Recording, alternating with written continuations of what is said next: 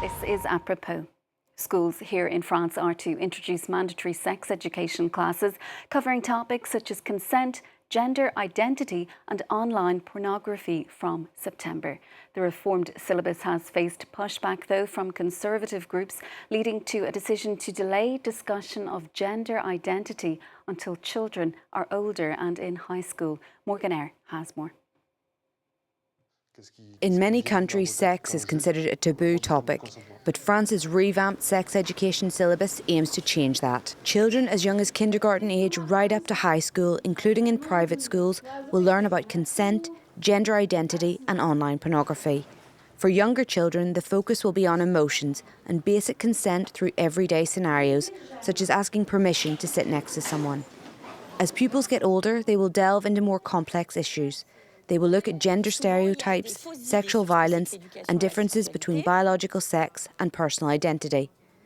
France's education minister believes it can help combat rising sexism and sexual assault against minors. A recent report released this month from the country's government body, the High Council for Equality Between Men and Women, found that 94% of women aged 15 to 24 think it's harder to be a woman today, up 14 points on 2023. The organisation's president said, "Women are more feminist and men are more masculinist, especially young people. The French expect political leaders to take action against sexism, in particular by finally introducing courses in education for emotional, relational and sexual life, which they widely approve of." Despite this wide approval, conservative groups are resistant to such a change. One group, SOS Education, which is closely associated with the Catholic Church, say the new programme endangers the physical and mental health of young people. Sophia Douget, co-author of a book on sex education and former spokesperson of SOS Education, said it's the Trojan horse combination of two woke ideologies. The first is the ideology that there is the notion of sexuality in children, and the second is that the child is capable of defining their gender, whether they are a boy or a girl. In response to such criticisms, the government has revised some elements. References to gender identity are down from 15 mentions in an earlier draft to 7. The government also promised that changes would not take the place of families or parents. Let's bring in sociologist Kristen Barber. She's Associate Professor and Chair of Race, Ethnic and Gender Studies at the University of Missouri, Kansas City. Thank you so much for being with us on the programme this evening. There has been much discussion here in France about consent in recent months, particularly, as I'm sure you're aware, of the trial of Dominique Pellico, the man convicted over the mass rape of his former wife. Recently also, we had the case of a woman who was blamed by the French courts in a divorce case because she was no longer having sex with her husband. So teaching young children here in France about consent, what impact do you think that is going to have more widely on French society, Kristen? Oh, yes. I think that focusing on consent is really an issue that's key to combating rampant sexual abuse and advances in human rights. Valuing consent as a way of moving away from historical ideas that girls and women in particular are marital and sexual property, and that might spark some debate within particular communities. But ultimately, if we want to talk about consent as at its core an issue of mutual respect, bodily autonomy, and the importance of boundaries and avoiding harm, then we can't get away from a conversation about consent and about teaching children consent from a very young age. And here in France, this is happening despite the fact that the notion of consent, it doesn't actually exist under French law when we're talking about rape. It's not part of the legal definition. Is it time, do you think, for that to change, or are you surprised that that is still an issue? Yeah, absolutely. There are changes that are taking place. Marital rape in France has really only been illegal since 1990, and that doesn't mean that there have been cultural shifts that we have seen along with legal shifts, right? The idea that there is a marital duty for women to be accessible sexually to their husbands um, reduces women to sex and sexuality rather than defining them as autonomous free partners within that arrangement. So if we're going to, you know, value women as autonomous people who should be able to move around the world with freedom and from freedom of harm, then we have to begin centering consent in our definitions of what a healthy and legal relationship and sexual interaction looks like. And Kristen, what do you make of the French government's decision to push back discussion of gender identity until children are older?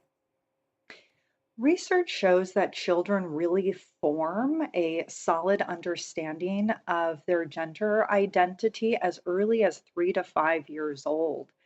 And so it makes sense to talk with children about gender and gender identity. We can decide not to talk about gender identity, but ultimately, children are very smart. From a very, very young age, they're picking up cues and ideas about who they're supposed to be as gendered people and how they're supposed to act, what their opportunities are, and who they're supposed to be in relationship to each other as girls or boys. And so, we can pretend that children don't have any concept of gender, but this is not something that the research bears out.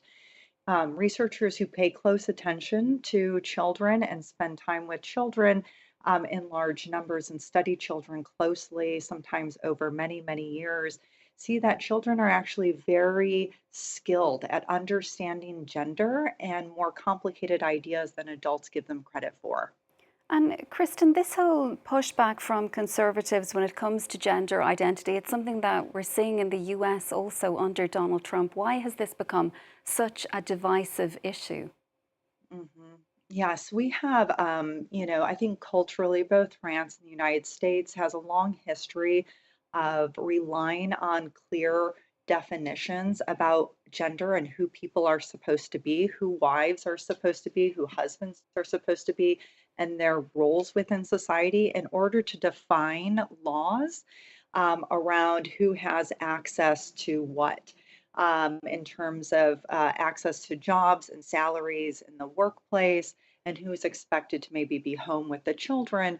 And so, as we have seen gender progress in terms of increased rights and freedoms around identities, and access for women to work and independent financial security in the workplace, this has made some people nervous.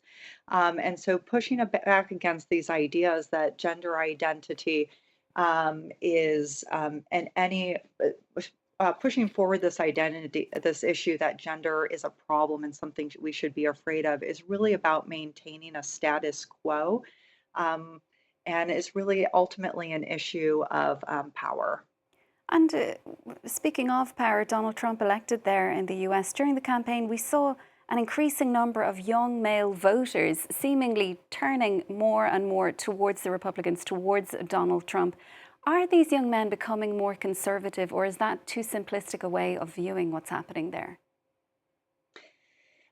It's absolutely a cultural phenomenon. We're seeing a backlash against what some people consider to be feminist agendas, those policies that are pushing forward equality in the home and the workplace, in the economy. And so we have seen a shift in terms of men voting conservatively, particularly white men in the United States. But this is also true for white women in the United States who are moving to the right politically as well. And only last week, I think it was, we saw Mark Zuckerberg claiming that the workplace needs more masculine energy. What did you make of that? And are workplaces becoming more neutered, or is this part of what you're describing, a wider backlash against women and against feminism? Absolutely. As a gender scholar, I would say that Mark Zuckerberg's his comments really emphasize this privileging of men and masculinity in the workplace, right? We have a history of valuing characteristics such as aggression that we see as something that's important to leaders within the economy. And this is coming at a time when there are shifting conversations about how perhaps cooperation and clear communication are actually skills that we should be valuing and encouraging. And so ultimately, as women have increasingly moved into the workplace, it's not surprising to see people like Mark Zuckerberg try to redefine the workplace as a space for men and masculinity, right? It really shows a kind of nervousness around the inclusion of women in these spaces in an attempt to reclaim them as places for men and masculinity. And you say this also tends to coincide with beliefs that masculinity is in crisis or under attack. What is behind that perception that masculinity is in crisis? Why do young men feel this way? Yes, I think that we have a cultural rhetoric that is working to scare boys and men into this idea that they're going to lose something if girls and women come into, their classrooms and come into their workplaces and succeed and do well, that they're, going to lose out on something rather than seeing girls and women as important collaborators in all aspects of life. At the same time, we're seeing these small movements around new sorts of masculinities where men want to be more culturally sensitive, want to have conversations about consent, and they want to listen to and value the things that women are saying and the life experiences that women bring to the table and helping to understand issues and solve problems. So we're holding two truths at once currently. There are shifts for men around sort of feminist ideas about incorporation of women and equality and equity and the value of diverse conversations and perspectives at the same time that we're seeing a backlash against this sort of progress in the form of trying to restake a masculine identity and value it as something that we should save, something that's at risk. Kristen, thank you so much for your analysis and your information there on all of that. It was great to have you with us on the programme this evening. We do appreciate your time. That's Kristen Barber, Associate Professor at the University of Missouri, Kansas City. Well, that is it from us for now. Stay